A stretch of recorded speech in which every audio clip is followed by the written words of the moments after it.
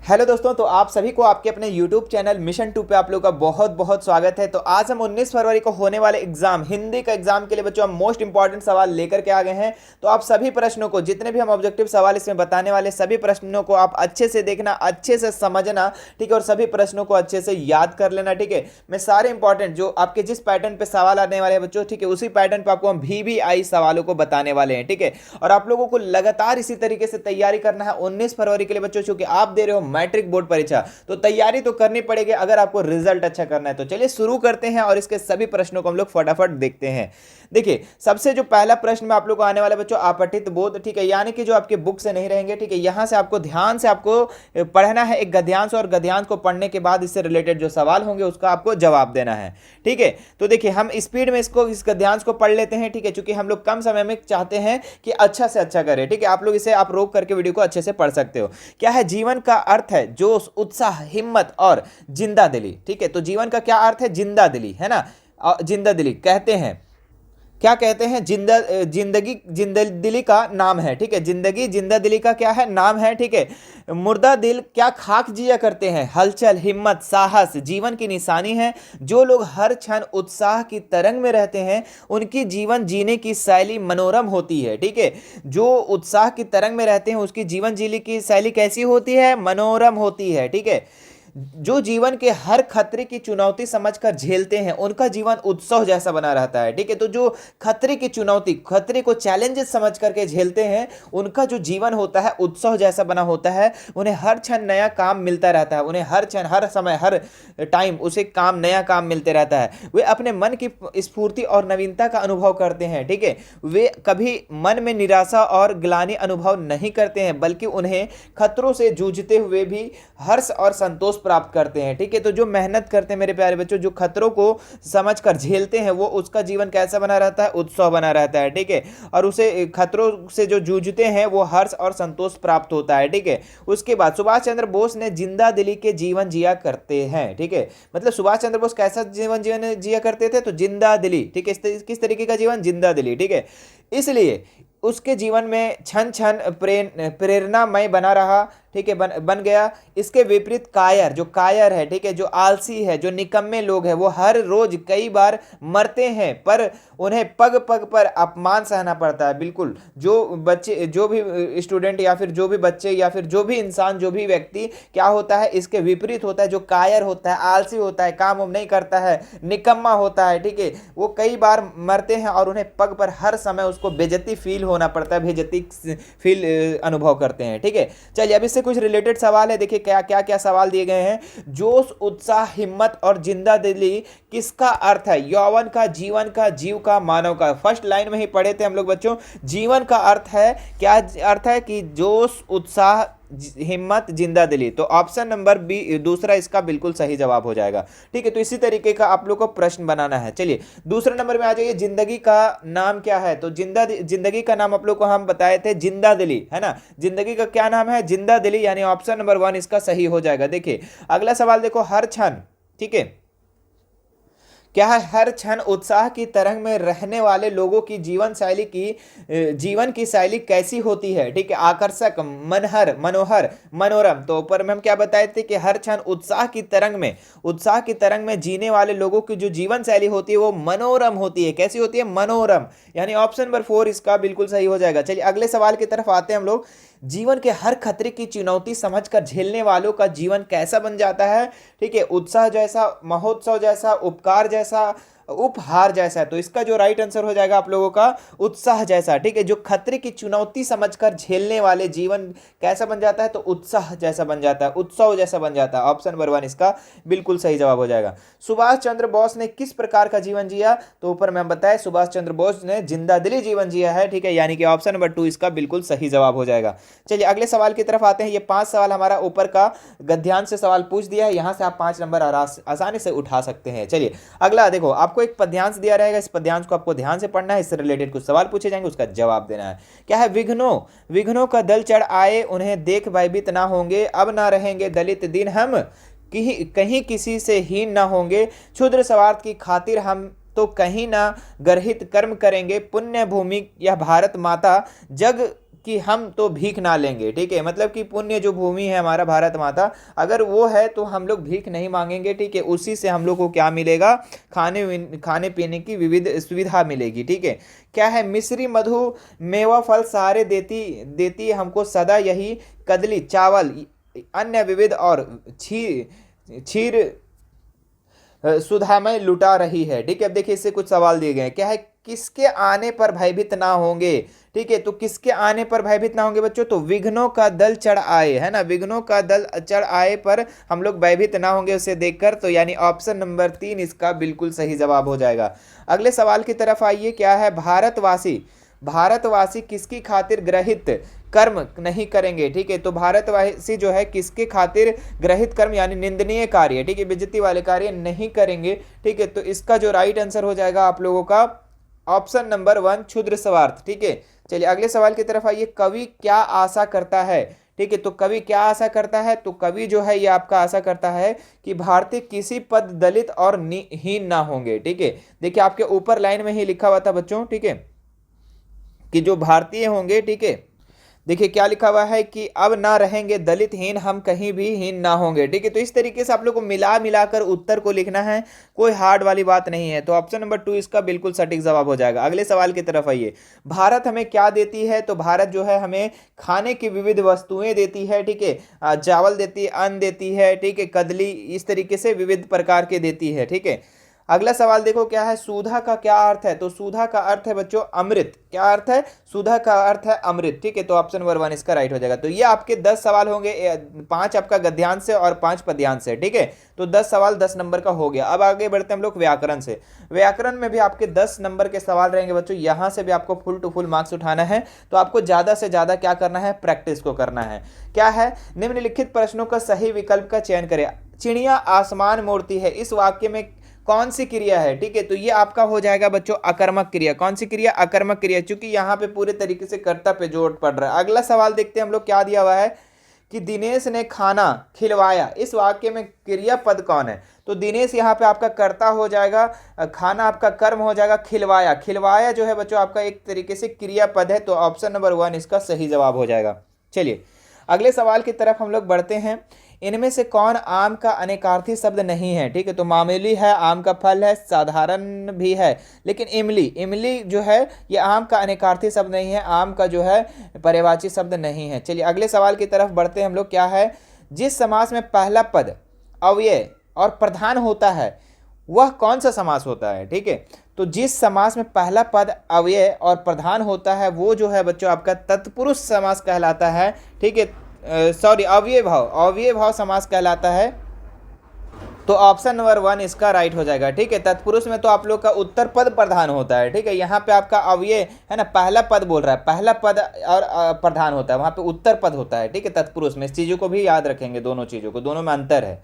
अगला सवाल देखो क्या है, राजा का महल, राजमहल कौन सा समास है, राजा का जो महल है वो राजमहल कौन सा समास है, तो ये आप देख सकते हैं बच्चों, राजा महल, राजमहल, ये आपका तत्पुरुष समास हो जाएगा, ठीक है, क्या हो जाएगा, तत्पुरुष समास हो जाएगा। क्यों, क्योंकि यहाँ का जो है ना उत्तर पद प्रधान है, कौन सा है, इस वाक्य में उत्तर पद प्रधान है, राजा का महल, राजमहल। इसी तरीके से आप लोग का हो सकता है कि मूर्ति बनाने वाला, मूर्तिकार, ठीक है, राजद्रोही जो राजा का विरोध करता है, राजा का जो विरोध करता है वो राजद्रोही, ठीक है, और जो कला को करने वाला कलाकार है ना, तो इस तरीके से जो भी आता है आपका वो तत्पुरुष समाज में आ जाएगा। मत क्यों, क्योंकि इसका उत्तर पद प्रधान होता है। अगले सवाल की तरफ आइए। क्या दिया हुआ है, नीला है जो अंबर, विग्रह पदों का समस्त पद लिखे, मतलब कि दोनों को जोड़ करके लिखना है, तो नीला है जो अंबर, उसको हम लोग नीलांबर कहते हैं। क्या कहते हैं, नीलांबर, ऑप्शन नंबर 1 इसका सही जवाब हो जाएगा। अगले सवाल की देखिए, क्या है, जो विद्यार्थी परिश्रमी होते हैं वे उन्नति करते हैं, कैसा वाक्य है, तो यहाँ पे ऐसा लग रहा है कि हमने क्या कैसे पढ़ा, जो विद्यार्थी परिश्रमी होते हैं, ठीक है। अब आपको लग रहा है क्या बोलेंगे आप, है ना, तो आश्रित हो रहा है, मतलब कि आप आशा कर रहे हैं कि अगला क्या पद होगा, ठीक है, तो जो भी वाक्य आश्रित वाक्य होते हैं, मतलब कि एक जो है प्रधान उपवाक्य होता है और एक आश्रित उपवाक्य होता है, वो आपका कौन सा वाक्य होता है, तो वो आपका हो जाएगा मिश्र वाक्य। क्या हो जाएगा, मिश्र वाक्य, ऑप्शन नंबर 2 इसका राइट हो जाएगा। तो याद रखिएगा, जिसमें एक प्रधान उपवाक्य और उसमें एक आश्रित उपवाक्य हो, जैसे कि एक एग्जाम्पल हम समझते हैं, ठीक है, वह लड़की बैठी है, क्या बोलेंगे? वह लड़की बैठी है, ठीक है, वह लड़की जो बैठी है। तो आपको लग रहा है कि आगे हम क्या बोलेंगे, है ना? वह लड़की जो बैठी है वह मेरी गर्लफ्रेंड है, ठीक है। तो देखिए समझ में आ रहा बात कि एक आपका प्रधान उपवाक्य है और एक आपका आश्रित उपवाक्य है। या फिर ऐसा हो सकता है, वह लड़का जो बैठा है, आपको लग रहा है कि वह लड़का जो बैठा, हम किसी को इशारा करके बता रहे हैं वह लड़का जो बैठा है, तो दूसरा लग रहा है ना कि आश्रित उपवाक्य क्या हो सकता है? वह मेरा बॉयफ्रेंड है। समझ में आ रही बात? तो इस तरीके का वाक्य जो होता है वो आपका क्या होता है? मिश्र वाक्य। समझ में आया? ठीक है, दिल पे ना ले, ठीक है। जो भी क्वेश्चन है आपको समझाने के लिए हम अच्छे तरीके से बताने का प्रयास कर रहे हैं। अगले सवाल देखो, क्या है? पिताजी, पिताजी के अखबार, पिताजी के द्वारा अखबार पढ़ा गया। कौन सा वाक्य का कौन सा भेद है? ठीक है, पिताजी के द्वारा जो है अखबार पढ़ा गया। तो आप देख सकते हैं यहाँ पे बच्चों, ये आपका पिताजी जो है करता है, अखबार जो है कर्म है, और पढ़ा गया ये आपका क्या है? क्रियापद है। तो यहाँ पे आप देखिए तो ज्यादा जोर जो पड़ रहा है, ज्यादा जो प्रेशर पड़ रहा है वो अखबार पे पड़ रहा है, ठीक है। पिताजी के द्वारा अखबार पढ़ा गया। क्या पढ़ा गया? अखबार पढ़ा गया। तो यहां पे आपका कर्मवाच्य हो जाएगा ये। क्यों? क्योंकि कर्म पे ये ज्यादा जोर पड़ रहा है। तो ऑप्शन नंबर 2 इसका बिल्कुल सही जवाब हो जाएगा। क्लियर है? चलो अगले सवाल की तरफ बढ़ते हैं हम लोग।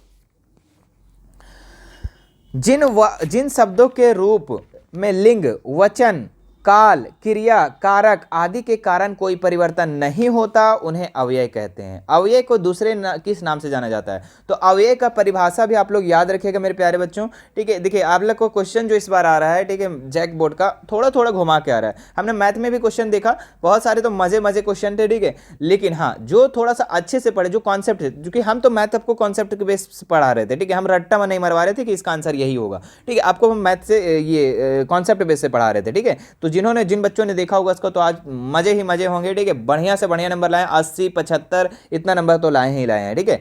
हाँ, अब देखो इसमें क्या है कि आपका जो मैट्रिक बोर्ड इस बार जितना भी एग्जाम ले रहा है, ठीक है, वो आपका क्या कर रहा है? थोड़ा सा फंसाने वाला क्वेश्चन, मतलब अलग से, मतलब आपका माइंड को देख रहा है कि आपका माइंड क्या काम कर रहा है, ठीक है। लेकिन पहले जो आपका एग्जाम होता था, ठीक है, उसमें आप मैथ के जो भी क्वेश्चन देखते थे ना, मैथ के एकदम सेम टू सेम एनसीईआरटी का क्वेश्चन होता था, ठीक है, एकदम सेम टू सेम वही। आपको आंसर याद करके जाना होता था और आंसर को आपको बस बना करके आंसर को ला देना होता था, मतलब एकदम सेम का सेम आपका एनसीईआरटी का एग्जांपल से उठाता था क्वेश्चन, बुक से उठाता था बस। लेकिन इस बार क्या किया है कि बस जहां नंबर चेंज कर दिया है, जहां पे आपका 20 लीटर था वहां 16 लीटर लिखा जा रहा है। तो इस तरीके से समझ में आ रहा बात?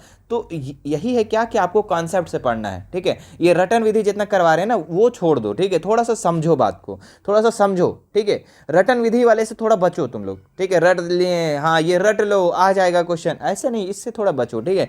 आप लोग क्या करो, थोड़ा सा समझो बात को, जो भी क्वेश्चन करवाते हो उसको समझो कि आखिर क्या है इसमें, ठीक है। रटने वाला काम छोड़ दो, क्योंकि इस बार जो है ना मैट्रिक बोर्ड थोड़ा सा घुमा के ले रहा है क्वेश्चन को, ठीक है। आपके माइंड को पढ़ रहा है कि आप कितना पढ़े हो, कितना पानी में हो, ठीक है। तो चलो अब हम लोग इसमें देखते हैं कि अव्यय किसे कहते हैं। तो आप अव्यय का परिभाषा अच्छे से याद रखिए कि जिस शब्दों में लिंग, वचन, काल, क्रिया, कारक आदि के कारण कोई परिवर्तन नहीं होता है उसको अव्यय कहते हैं। अव्यय का जो दूसरा नाम है उसको अविकारी कहते हैं। क्या कहते हैं? अविकारी। याद रखिएगा, अव्यय का दूसरा जो नाम है वो अविकारी है, ठीक है। अव्यय का दूसरा नाम जो है वो अविकारी है, ठीक है। 2-3 बार पढ़ लो, याद हो जाएगा।